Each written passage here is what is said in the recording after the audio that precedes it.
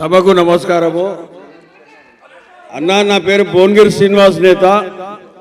1997 మార్చి 8-9 నాడు తెలంగాణ ఉద్యమం భువనగిరిలోనే స్టార్ట్ అయింది.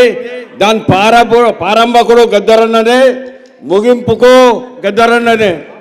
చరిత్రని వక్రీకరించి వంకర తింకర మాట్లాడుతున్న నాయకులారా, భువనగిరిలోనే తెలంగాణ ఉద్యమం పుట్టింది.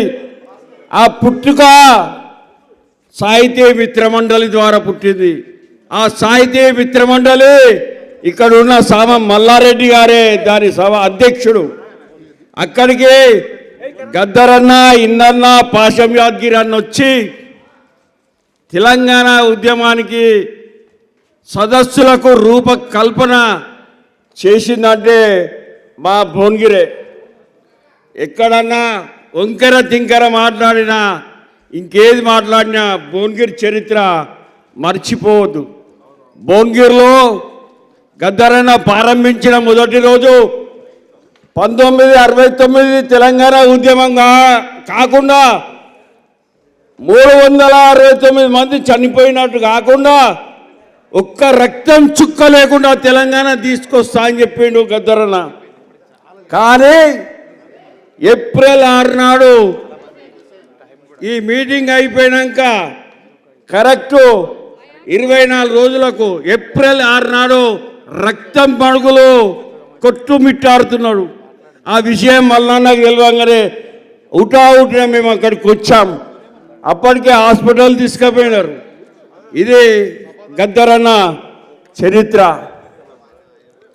గద్దరన్న ఆయన కాల్పులు జరిగిన అనగానే ప్రపంచం నుంచి వేలాది మంది కవులు, కళాకారులు, గాయకులు, నృత్యం చేసే వాళ్ళందరూ కూడా వచ్చి పెద్ద సమావేశం.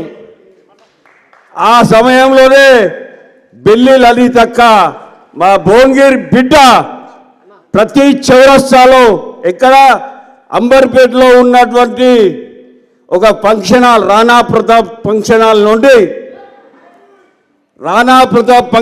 నుండి బషీర్బాగ్ మొదలుకొని సుందరయ్య విజ్ఞాన్ భవన్ వరకు కాలి నడకన ప్రతి చౌరస్తాలో లలిత గజ్జె కట్టి పాటలు పాడి గద్దరన్నను కాపాడుకున్న మా భువనగిరి బిడ్డల మాకే దక్కాలి అని చెప్పేసి, ఇది మా స్వార్థంతో చెప్తలే, నిస్వార్థంగా చెప్తున్నా. వాస్తవానికి ఆ గద్దరన్న తెలంగాణ సదస్సులు పెట్టిన తర్వాతనే సూర్యాపేట సదస్సు జరిగింది. సూర్యాపేట సదస్సు జరగగానే డిసెంబర్లో వరంగల్ డిక్లరేషన్ తెలంగాణ సదస్సు జరిగింది.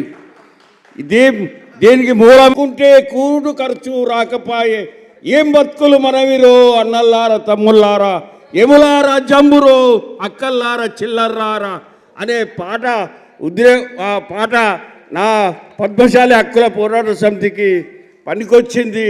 ఆ పాట ద్వారానే అన్ని జిల్లాలలో సదస్సులు పెట్టి చేనేతకారులను ఆత్మహత్యలు చేసుకోకుండా కాపాడినంటే గద్దరన్ననే మాకు స్ఫూర్తి.